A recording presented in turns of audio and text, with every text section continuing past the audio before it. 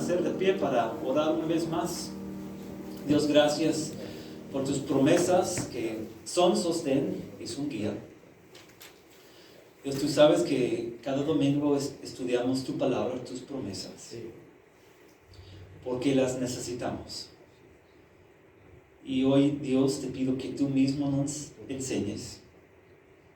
Enséñanos lo que tienes preparado para nosotros. Ayúdanos no solo entender, no solo obedecer, pero también recibir un consuelo y una paz por lo que nos enseñas. En el santo nombre de Jesús decimos esto. Amén. Vamos a tomar nuestros asientos y vamos a abrir nuestras Biblias. Vamos ahora al libro de Salmos. Antes del libro de Lucas vamos a buscar el libro de Salmos. Quiero que busquemos Salmo 110. Salmo 110 es el libro de Salmos se encuentra prácticamente en medio de la Biblia, por la mitad de la Biblia. Salmo 110.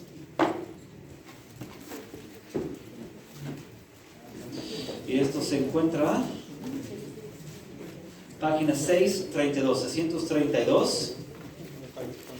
Después vamos a ir a Lucas y después, casi como hicimos hace 8 días, lo que está en Lucas también está en Mateo, y vamos a leer lo que Lucas dice. También quiero que leamos lo que dice Mateo, pero ellos citan algo aquí de Salmo 110, página 632, que vamos a leer, pero antes una pregunta: ¿cuál es el punto de lo que hacemos aquí domingo tras domingo? ¿Por qué estamos aquí hoy? ¿Cuál es nuestro propósito? Y en parte yo diría esto: hace 8 días tocamos el punto en breve de que un matrimonio no es para siempre, ¿se acuerdan?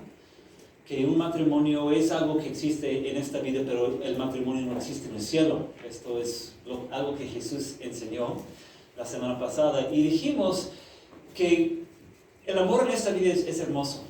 Y si tienes el amor, si disfrutas del amor, si tienes quien te ama en verdad, eso es algo hermoso. Eso es parte del diseño del matrimonio. Pero es porque Dios también conozcamos algo del amor de Dios en el amor humano, entre humanos, entre seres humanos. Porque el amor entre seres humanos no es permanente. Lo que es permanente es el amor de Dios. Y cuando estamos en el cielo, lo que va a haber ahí es Dios y su amor. Su amor hacia nosotros y nuestro amor hacia Él. Y lo que hacemos aquí los domingos es aprender más de su amor por nosotros y aprender cómo debemos amarlo a Él, cómo debemos amar a nuestro prójimo, a nuestra pareja, a nuestros hijos, a nuestras familias. Eso es lo que es permanente, ¿no? El amor de Dios por nosotros y en nosotros. Y esto principalmente es nuestro propósito aquí los domingos. Un Dios que no hemos visto, un Dios que existe y un Dios que nos llama. Y te pregunto hoy, si tú amas a Dios hoy, ¿por qué lo amas? Si, no te voy a pedir, pero si te dijera, levántate la mano si tienes amor hacia Dios. Y si tú dices, sí, yo sí tengo amor por Dios, ¿por qué es que lo amas? Y hay un versículo en la Biblia que dice así: nosotros amamos a Dios. ¿Por qué? Nos amó primero. Porque nos amó primero. Si tienes amor por Dios en tu corazón, es porque el Dios que no has visto te ha buscado a ti y ha derramado algo en tu corazón para que lo busques, para que lo ames. Nosotros respondemos a su amor. ¿Okay? Si sabes que Dios te ama, ¿cuándo comenzó Dios a amarte? ¿Cuándo comenzó a amarte? Hay un versículo en la Biblia que dice algo sorprendente. Dice, Dios nos escogió en Él, en Jesús. ¿Cuándo? Antes de la creación del mundo. ¿Cómo puede ser que antes de la creación del mundo Dios te había escogido? Dice, en amor nos predestinó para ser adoptados como hijos suyos por medio de Jesucristo. Está hablando de un amor para nosotros que llamamos a Él, un amor que existía ya por mucho tiempo.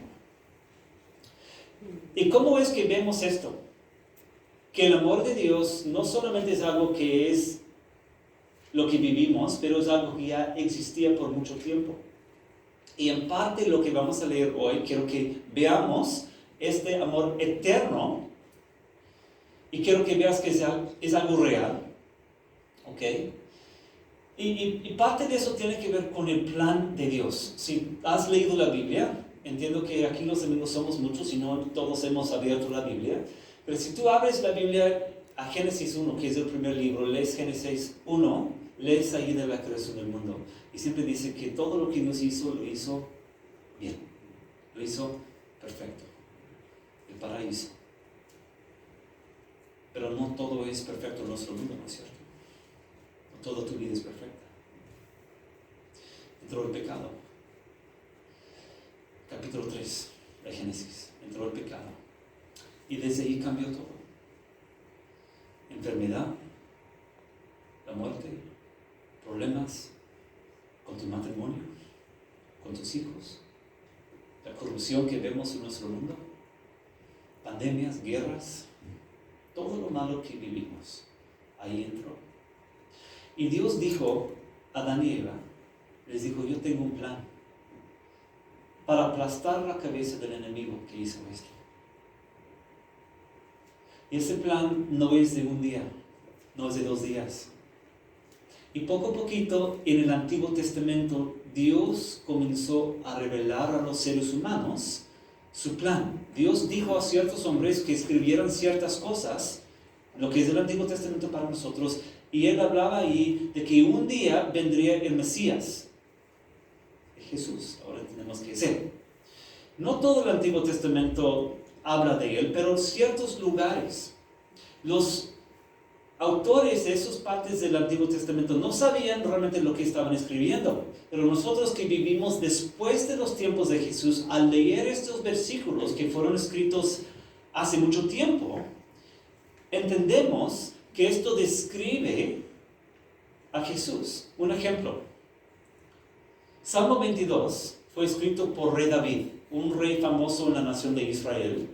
Vivió hace unos 1000 años antes de que naciera Jesús, antes de que muriera Jesús. A ver si reconocen esas palabras. Versículo 1 de Salmo 22 dice así: Dios mío, ¿por qué me has abandonado? Que David escribió esto en un momento de angustia. No sé si has vivido un momento semejante. Dice, Dios, me has abandonado. Pero él no sabía que el Espíritu Santo le dio sus palabras en ese momento para escribir a alguien más. ¿Quién fue? Jesús. ¿Cuándo? En la cruz no gritó esto Jesús. Cuando tú lees Salmo 22, en muchos lugares habla de la crucifixión de Jesús y David no tiene idea de lo que estaba escribiendo, pero el Espíritu Santo le dio las palabras. Más adelante, en el mismo Salmo, David escribió esto, no hablando de sí mismo, porque eso nunca le pasó a él. Me han traspasado las manos y los pies. ¿De quién está hablando? De Jesús en la cruz, ¿no? Se reparten entre ellos mis vestidos y sobre mi ropa echan suertes. Eso pasó. Los soldados romanos hicieron esto por la ropa de Jesús, sin saber que eso ya estaba escrito. Y quiero que vean, hay muchos lugares en el Antiguo Testamento que hablan acerca de Jesús antes de que viniera y describe lo que Él iba a hacer, dónde iba a vivir, de qué familia iba a nacer y la manera de su muerte y de su resurrección. Todo esto estaba ya escrito por Dios. Dios dio a hombres estos mensajes para que lo escribieran en el Antiguo Testamento, y cuando vino Jesús todo se cumplió. Salmo 110, donde estamos, es uno de estos salmos también que habla acerca de Jesús, pero no es tan fácil entender lo que dice. Jesús, en en Lucas 20 nos va a explicar. Es un poquito difícil entender esto y vamos a estudiarlo. Versículo 1 de Salmo 110 dice, esto Salmo 16, 110 dice abajo, ¿Salmo de quién? David. Es el mismo autor que Salmo 22, que es el mismo autor. Salmo de David. David está escribiendo y dice él, así dijo el Señor, ¿a quién? A mi Señor, siéntate a mi derecha hasta que ponga a tus enemigos. ¿Por qué? Por estrado de tus pies. Hasta ahí vamos a leer solamente. ¿Qué significa esto? El Señor dijo a mi Señor. ¿De qué está hablando David aquí? El Señor dijo a mi Señor. Quiero que vean algo interesante. El primer Señor, toda la palabra Señor viene en letras grandes, ¿no? ¿Okay? Segunda vez que dice Señor, no todo es letra grande, ¿no? Solo la S.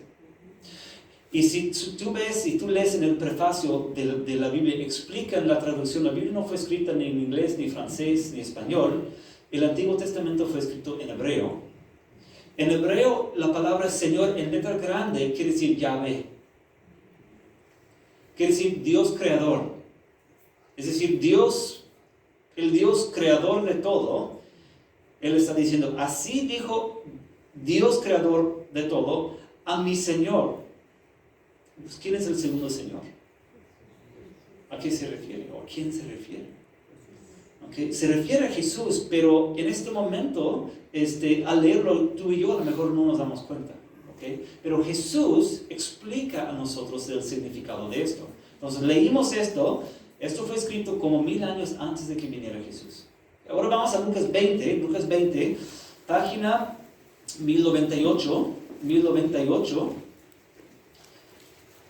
Lucas 20, y vamos a leer nada más versículos 41 a 44. Si estás aquí por la primera vez, a lo mejor estás preguntando, Wilfredo, ¿por qué escogiste enseñar sobre esto? Y la razón es porque estamos estudiando el libro de Lucas, y cada semana estudiamos lo que sigue. Hoy eso es lo que nos tocó. Versículo 41 a 44, donde dice de quién es el Hijo de Cristo. Página 1098, es Lucas 20, 1098, Lucas 20, versículo 41, donde dice de quién es el Hijo de Cristo. Dice 41, pero Jesús les preguntó, ¿cómo es que dicen que el Cristo es hijo de David? David mismo declara en el libro de los Salmos, Salmo 110, lo que acabamos de leer, dijo el Señor a mi Señor, siéntate a mi derecha hasta que ponga a tus enemigos por estrado de sus pies. Entonces, en 44 también, David lo llama ¿qué? Señor. Y tiene una pregunta, ¿cómo puede entonces ¿qué? Ser su hijo. El contexto es, los que han estado aquí con nosotros, los líderes religiosos de los tiempos de Jesús tenían muchas preguntas para él, pero no preguntas de buen corazón. Lo querían criticar, lo querían atacar, lo querían sobre todo atrapar para que pudieran reportarlo con las autoridades para que se lo mataran. Eso fueron las intenciones de él. Y en las últimas semanas hemos estado estudiando esas preguntas que tenían ellos. Ahora estamos viendo que Jesús ahora tiene una pregunta para ellos. Dice, si ustedes son tan inteligentes y tan expertos de la ley y de la Biblia y de las cosas religiosas, ahora yo tengo una pregunta para ustedes, ahora es mi turno. Y su pregunta es, versículo 41, ¿cómo es que dicen que el quién? El Cristo es hijo de quién? Ok, entonces, ¿quién es el Cristo? Cristo para ellos significaba Mesías.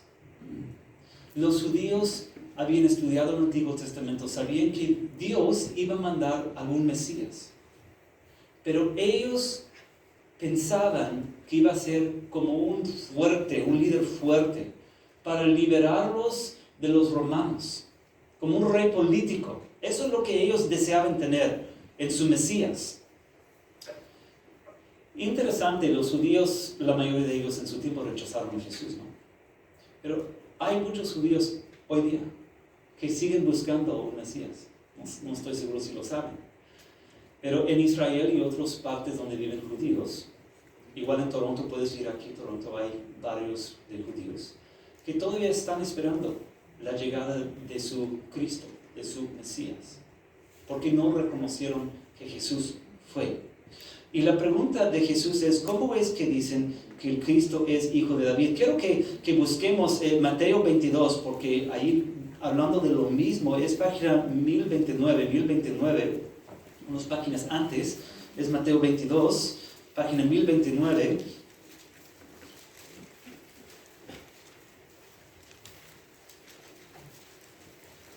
Mateo 22. Es la misma historia, pero incluye unos detalles que quiero que vean. Página 1029 es Mateo 22, donde dice de quién es hijo, el Cristo. Mateo 22, página 1029, es la misma historia ahora escrito por Mateo y no por Lucas, donde dice, mientras estaban reunidos los fariseos, Jesús les preguntó, ¿qué piensan ustedes acerca del Cristo? Y su pregunta es, ¿de quién es hijo? Y ellos responden, ¿qué? De David. De David, le respondieron ellos. Entonces, el mismo David de Salmos, ellos por haber estudiado el Antiguo Testamento se dieron cuenta que Dios había dicho en la Biblia que el Mesías iba a venir de la familia de ese rey famoso, el rey David, el que había escrito Salmo 110. Cuando tú escuchas esto, Jesús, hijo de David, ¿conoces alguna historia de la Biblia donde gente lo dice a Jesús? Jesús, hijo de David. ¿Okay? Domingo que viene, ¿domingo de qué? Domingo de Ramos. Mira, en la misma página, pero es página antes. Es una página antes, 1026. ¿Qué dice ahí en página 1026? Esto es Domingo de Ramos, el domingo que viene vamos a estudiarlo, pero quiero que vean versículo 9, ahí arriba, nada más en esta página, dos lugares donde habla de Jesús, hijo de David, habla versículo 9, dice, tanto la gente que iba delante de él como la que iba detrás gritaba, Hosana, ¿a quién? Al hijo de David. Y la gente diciendo esto está diciendo, Jesús, tú eres el Mesías. El Antiguo Testamento habla de un Mesías, Jesús eres tú. Así una palabra de fe, diciendo nosotros reconocemos que esto eres tú. Misma página 1026, donde dicen ahí en la primera columna, dice, 2 ciegos reciben la vista. 29 dice, una gran multitud seguía a Jesús cuando él salía de Jericó con sus discípulos. 2 ciegos que estaban sentados junto al camino, al oír que pasaba Jesús, gritaron, ¿qué? Señor, ¿qué? Hijo de David, ¿qué? Ten compasión de nosotros. Entonces ahí mismo vemos lo mismo. Hijo de David, estos 2 ciegos están diciendo, Jesús, reconocemos quién eres. Tú eres el Mesías prometido en el Antiguo Testamento. Yo te pregunto, ¿Jesús es familia del rey David? ¿Cómo lo sabes? Quiero que pongan un dedo aquí, Mateo 1, un dedo ahí porque vamos a volver al capítulo 22 para seguir leyendo. Ok, página 1001 es Mateo 1.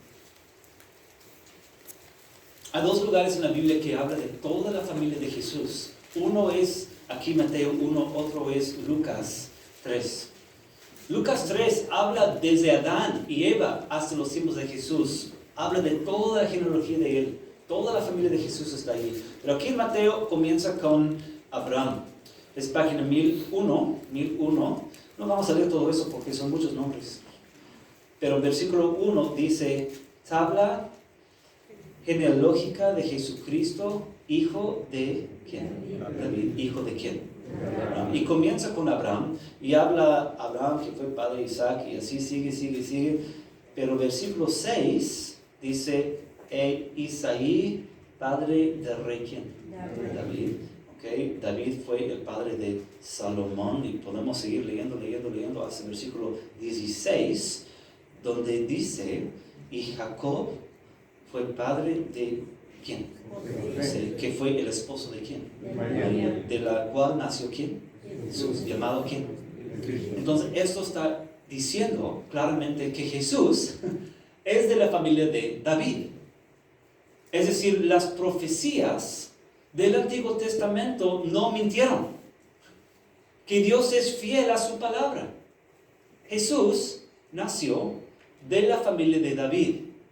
Entonces quiero que volvemos aquí en Mateo 22. Quiero que vuelvas ahí, página 1029 otra vez, 1029.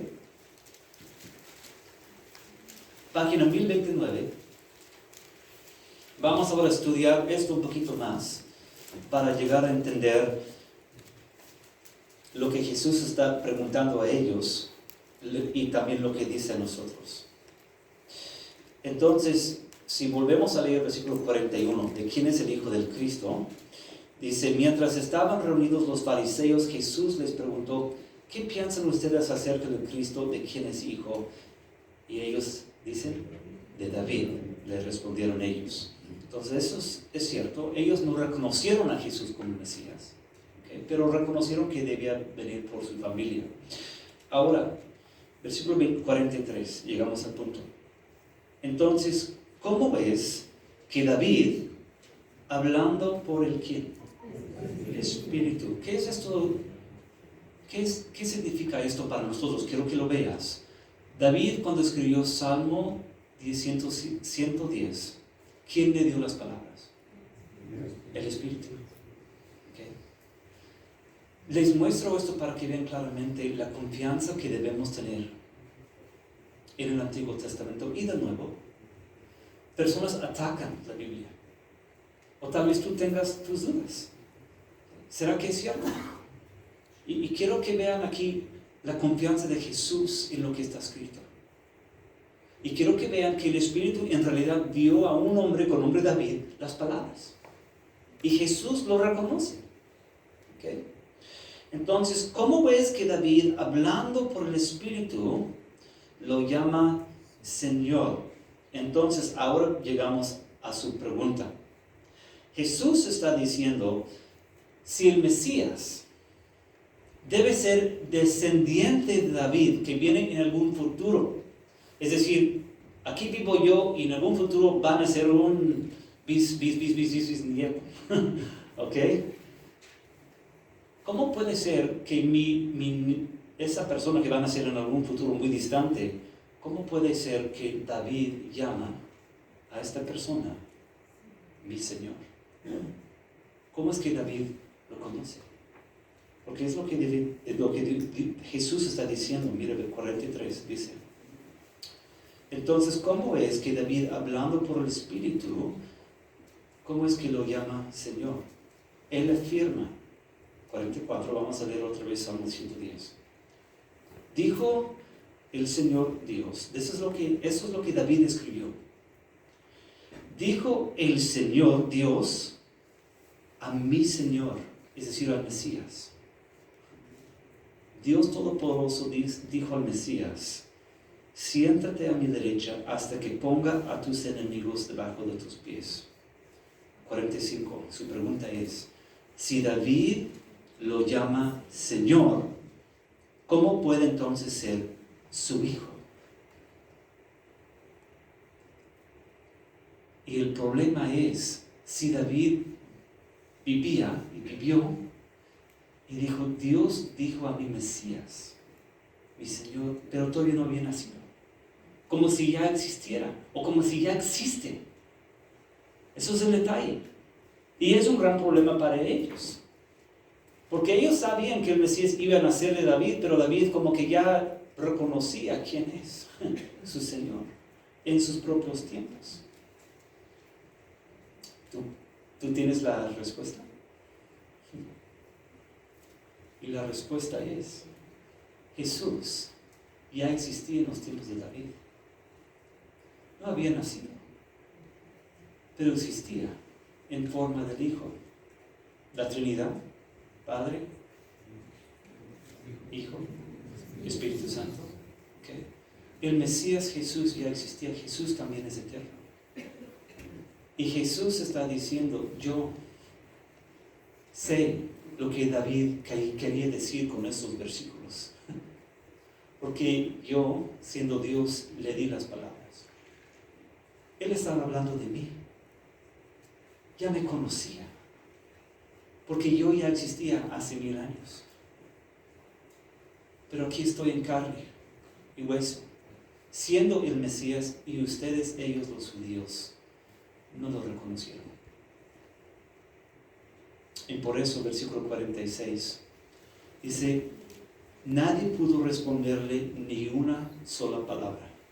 Y desde ese día, ninguno que atrevía a hacerle más preguntas. Pues como no, ¿verdad? Entonces, ¿qué significa esto para nosotros? Quiero que veamos dos cosas. Como ya he dicho, número uno, lo bonito del amor de Dios, de darnos las Escrituras. Algo que es digno de confianza. Algo que es verdad para ellos en su tiempo y para nosotros en nuestro tiempo. Dios no escribió la Biblia por Él. Él no tenía necesidad de escribir un libro. Dios en amor nos dio a nosotros su palabra, porque nosotros necesitamos esto. En el Antiguo Testamento, por ejemplo, las personas que creían en Dios eran personas como tú y yo. Ellos también vivían cosas difíciles. Hablamos de guerras, hablamos de corrupción, hablamos de enfermedades, hablamos de problemas matrimoniales, hablamos de vidas muy difíciles, donde dices a veces, ¿dónde está Dios? ¿Será que nada más nacimos y morimos y no hay nada? Es terrible vivir así, y hay mucha gente que vive así desesperada, porque no tienen esta seguridad de algo firme. Y Dios dio a Israel en el Antiguo Testamento algo firme, que es el Antiguo Testamento, algo para que ellos pudieran decir, Dios está obrando en nuestro mundo, Dios tiene un plan. Un día va a venir un Salvador, un día va a venir un Mesías, sí. Y Dios está actuando, no lo miramos así, tal vez, pero yo sé que mi Dios vive y tiene un plan. Y tú puedes pasar por muchas cosas muy difíciles y no perder tu fe cuando tienes algo firme donde basar tu vida. Y ellos en todo el Antiguo Testamento tenían esta firme promesa de que un Dios fiel está actuando en nuestro mundo y un día va a venir el Mesías. Y nosotros en nuestro tiempo con más razón, ahora que vemos el cumplimiento de todo esto. Ellos nada más leían, por ejemplo, este Salmo 22 sin entender de lo que estaba hablando. Y nosotros en nuestro tiempo vemos el cumplimiento con más razón. Debemos decir gracias Dios por darnos algo confiable, por tus promesas, por tu palabra, algo firme en mi vida. Yo necesito eso, Dios, en mi vida. A veces, Dios, no sé, pero todo me parece oscuro en mi vida. Y hay personas que pasan cosas horribles en esta vida, sí. Y con confianza podemos decirles, mira, no lo has visto, pero hay un Dios que no miente, que nos da su palabra. Promesas hermosas ahí hay. Abre la Biblia conmigo. Vamos a leer juntos. Esto lo necesitamos saber, ¿no? Y estar convencidos de esto. Eso es número uno. Gracias a Dios vemos el amor de Dios en darnos la palabra. 1. 2. Damos las gracias a Dios por haber enviado a su Hijo Jesús. Quiero que leamos otra vez ahora el significado de esto. 44. Dice así: dijo el Señor Dios a mi Señor, a Jesús. Dijo a Jesús: siéntate a mi derecha hasta que ponga a tus enemigos debajo de tus pies. ¿Quiénes son los enemigos de Jesús? No eran los judíos en este momento. No. El pecado, Satanás, demonios, la muerte. Esos son los enemigos de Jesús. Y Dios está diciendo a Jesús: Jesús, un día tú vas a ganar. Ya vemos una parte de esto. En 15 días celebramos domingo de qué? De resurrección. Vemos una parte de la victoria de Jesús cuando resucitó. Que Él es más fuerte que los enemigos del pecado, de la muerte, porque Él resucitó. Pero la victoria final está por venir, ¿no es cierto? Pero tenemos como primicias en la resurrección de Jesús. Y como ellos en su tiempo no tenían por qué dudar las promesas, que un día iban a ser un descendiente de David, que iba a morir y resucitar, y eso ya lo hemos visto nosotros. Ellos no tenían en su tiempo por qué dudar la palabra de Dios. Nosotros en nuestro tiempo no tenemos por qué dudar la palabra de Dios. Hay una victoria que está por venir, donde ya no habrá dolor, enfermedad, divorcios, niños enfermos de leucemia o de infecciones del hígado. Un lugar donde no hay niños y niñas abusados en su niñez. Un lugar donde el amor es eterno. Esa es la victoria final que está por venir. Y Dios dijo a Jesús: siéntate a mi derecha. Eso es lo que va a pasar. Y los que seguimos a Cristo vamos a ver con nuestros ojos todo esto.